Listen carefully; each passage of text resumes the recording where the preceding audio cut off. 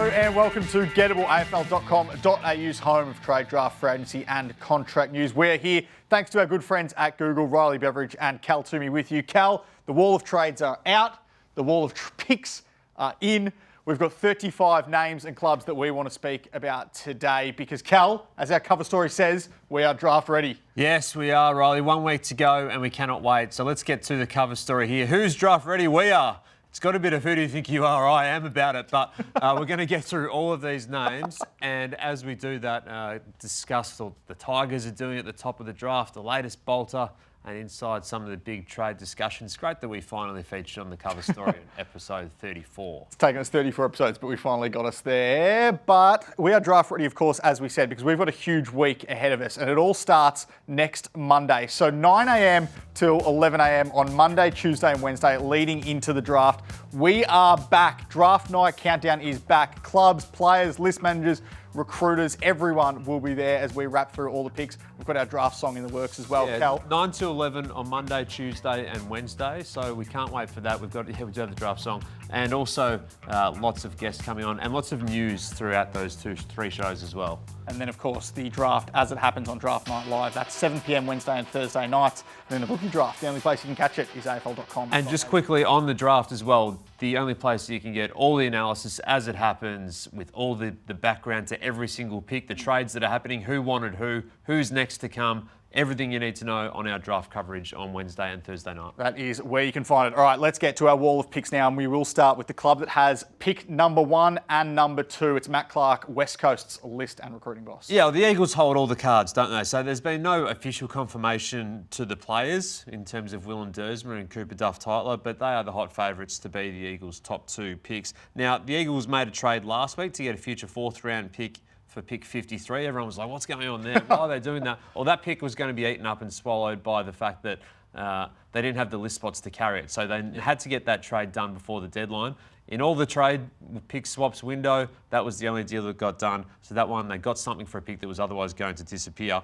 There's been discussions between them and Carlton, that 9 and 13, potential to move up the board there. No progress there. I'm not sure that happens, to be honest. They're likely to bid on Zeke Hewland, but are also considering a bid on Harry Dean at one of those early 2 picks. So that could be a shaper in and of itself. But yeah, I think Duffmar is the strong favourite at the moment. All right, Mitch Marsh, let's get to our first player, the South Australian. Had a great year, under 18s All-Australian. Yeah, he kicked a lot of goals, didn't he? Look, there's been some clubs in the teens who will consider Marsh. The Giants are in that mix. I think the locals in the Crows are in that mix as well. Doesn't look likely to be inside that very top end of the draft, that top 13 or 14, given the bids will push that back, of course, but could be also available in the 20s as we scroll through. Look at this guy, Xavier Taylor. One of your favourites. Yeah, he is. He's got the swagger, just even in the shot. I still think he's in that leading 4 contenders for the Tigers alongside Sullivan, Roby, Sam Cumming and also Sam Grill. I've been saying that for a couple of weeks, and I think that those are the guys that are right in the Richmond mix. I think there's a chance he gets through to Melbourne. His draft range is really small. I think it's Richmond, Essendon or Melbourne. Yeah. And he's going to draft night. The Bombers haven't done as much work on him as some of the other players. Doesn't mean he's not out of the mix there. Some clubs think that Essendon's more looking at the midfield option. So if he did get through Richmond, then he'd get to Melbourne. Okay. I don't know if that's the case or not at this point, but certainly in the mix for those 3 clubs and looks like staying in Victoria. He's a gun. Can't wait to see him play next year. Certainly is one of the most dominant defensive players in this year's draft crop. Mick Agresta, Carlton's recruiting manager. They've got 9 and 11, of course, but the bids is going to be the big factor for them. And a much happier looking Mick Agresta than the photos we used to show. Of mighty Mick. So great to see him here on the board. Carlton has some big calls to make. So pick 9 is still on the table. There hasn't been the type of interest in that pick as the Blues would have expected, and nor that we've seen in previous years. So pick 9 and pick 11 still isn't on the table. Essendon, we can say, is a club that has its eyes on pick 9. We haven't talked about that before. Yeah. So they are a club that's a watch this space. Adelaide has spoken to Carlton about a trade, but it could be player dependent. And then this is the difficult part, because clubs are going to have to go in blind if they're going to have to make that trade if it's player dependent. It can't be player dependent, can it? Because of where the bid's going to fall. You can narrow it, yeah. But the same for Collingwood. I think they've got interest in that pick too, as well, and shifting up the board. But it would be about a player being on the board at that point. Are they going to know that? Probably not. Yeah. Now, a bid at 3 for Harry Dean would trouble the Blues. That's not an ideal result. A bid at 7, I think, is the ideal result for where this one sits. So it's in that range. Big difference, though, in terms of points for 3 and also for 7. If I'm Carlton and a bid comes at 6 or 7, I hold all my picks and I just let the second pick slide back a few spots and you end up with 2 first-round picks. I think that's the best result because there isn't a club out there going to throw a future first-round pick at it. No, I agree with you there. What about Dyson Sharp, one of the best midfield prospects in this year's pool? He's the Lark medalist. He was the South Australian captain. He was the All-Australian captain. He's had such a great year. Yeah, he has. I mean, he hasn't put a foot wrong. You wrote a great story on him this week as well, with Dyson Sharp showing that effort that he puts into everything in his game. Essendon looks to be his starting point. If they don't pick him, he could get through a few other spots. But I do think the clubs will come at that point to try and get into the board, including Collingwood. If he's there a little bit later, I think Collingwood is a watch to see if they can get up and get Dyson Sharp. He makes them better next year. The Crows, of course, if he starts to push on deeper into that first round, it would obviously be a local look at him. The Bombers have done their work on him. They do need to grab a midfielder, I think, with at least one of their 2 first picks. Yeah, Josh Lindsay, the Geelong Falcons prospect, he's a gettable guest of the past this year. Cal, where's his range? Not a part of the initial 12 invitees to the draft, so his draft range is looking at that 10 to 20 part of the draft, I think, pre-bids. Hawthorn, Bulldogs, Geelong deeper into the first round. I think he's going to be all in the mix of clubs looking at Lindsay as that halfback kicker. Ollie Greaves is a different story in that he's a really hard one for me to place. Now, there's been clubs doing their work on him in the back sort of 20 of the draft as well, of the whole draft, knowing there's a crunch of clubs in there that probably aren't chasing that bigger body midfielder, or they already have one. So he's a bit of a mystery in terms of where he gets picked in the end. Still think there's clubs enough looking at him in that sort of part. Essendon, Geelong, GWS, if they do open up a second spot or second pick. His performances as a junior, I think he's one of those players that the more he's played, the more opportunities he's had for clubs to pick the holes. Yeah. But obviously they want to see that running come through, and he's set to do a 2-kilometre time trial later this week as well, having missed one at the Combine when he was ill. So look, he's still got some real qualities. We saw that in the preliminary final when he had 35 and 4. That doesn't happen often in a junior game. So that's, I think, his range. It's a little bit further back than probably was the case earlier in the year. Cal Burns, Gold Coast's list boss. They've got 15 and 18 inside the first round, but the bids is going to be the big factor for them with Zeke Ewell, Dill Patterson, Kobe Coulson, Jai Murray and Bo Adensall. Absolutely. I'm not sure they get all of those guys with the bids coming for Zeke likely at pick 2. I think, and then the Rocket Patterson 3 or 4, 5. So that's where it gets a challenge. And then if the next bid comes a little bit earlier for Jai Murray, who is shaping to be the third son to attract a bid, having missed a lot of footy this year. If that happens, where does that squeeze put on the points for Bo Adensall?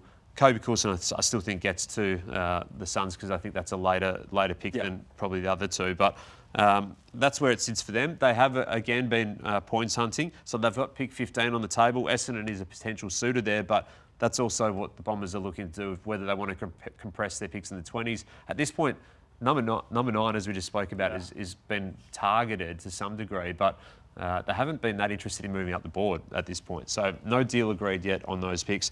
Adrian Caruso at the Giants, lots of names thrown around for their pick. Yes. Their first pick, definitely. as there always is. Is it Oscar Taylor? Is that too obvious? He's a very Giantsy player. Latrell Pickett, they're going to miss Darcy Jones next year. So do they need another small forward? Latrell Pickett, he's on the board somewhere. He's around here. Yeah, he's going to turn 20 later this season, so later this year, so he's ready to go. If Cam Nairn was still available, would they look at him? Archie Ludowick or Mitch Marsh? I think Jacob Farrow would be the number 1 target, but I don't think he's going to get there. What about the Sizzler? Yeah. Sam Grill, one of our favourites, one of our first guests on Gettable this year. Is he in Richmond's mix at 3 and 4? Yeah, I think he is, and I think he's been that way for some time. We've spoken about that over the past month or so, that if the Tigers are going to look for that need for speed, he's the guy, and he's got that great blend. Like who is the athlete in this year's draft that has a breakneck speed of 2.92 seconds over 20 and also breaks 6 minutes over the 2 kilometre time trial. So played VFL at the Tigers as well, so they got a good look at him there. So if he doesn't go there though, I think he's a chance to get through the Giants. So, yeah, I was going to say. So that's a watch as well, and they're going to be doing more work on him too. Pretty big variance in where he could go. Jacob Farah, one of the best West Australian prospects in this year's draft class. He has some fans inside the top 10, doesn't he? His draft range is pretty short, somewhere between 5 and 10 or 11, I think. Essendon's looked at him as that bigger-bodied midfielder / half-back. He can use the footy, and they need some of those. He's right in that Melbourne mix if he got there. Hawthorn is waiting to see as well. I think if he got through to 10, he's a very Hawthorn type of player too, I think, in the way that they pick and target their players. And as I said, the Giants at 12, I think, would snap him up if he got there. So I can't see him getting to the Eagles selection if they're keen on him at 13. Harry Dean, we know he's headed to Carlton. The question is, where is the bid placed?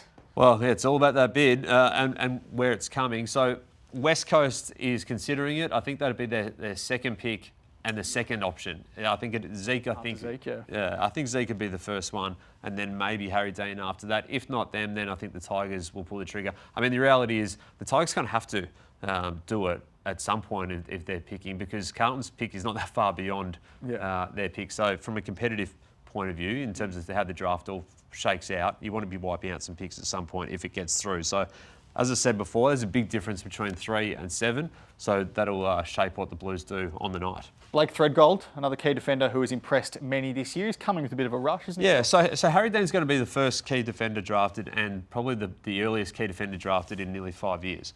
There's a reason why Blake Threadgold's coming up not too far behind that as well, because he's a very, very competitive, tall defender. He stops players as well as intercepts the ball.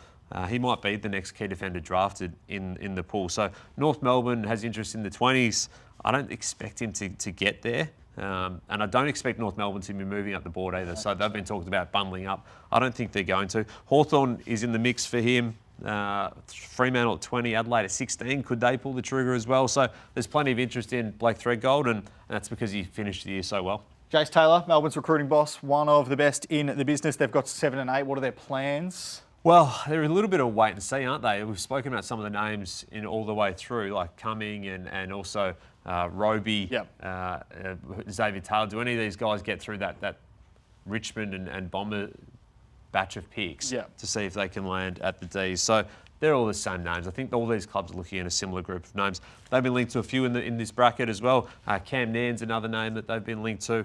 And a number of clubs actually have him in that sort of 12 to 15 range. So if they didn't take him, I don't think he'd last too much longer on the board. All right, Zeke Ulan, we know he's headed to Gold Coast. It seems like he's going to be pick 2 behind Willem Dersma from the Eagles. Yes, Zeke the Freak. Zeke the Freak. In a week. Might squeak when there's a peak from a shriek from an early bid. I don't know. Oh, that's good. He's going to Gold Coast. He's off to the Gold Coast. And number 2 looks the likely outcome for him.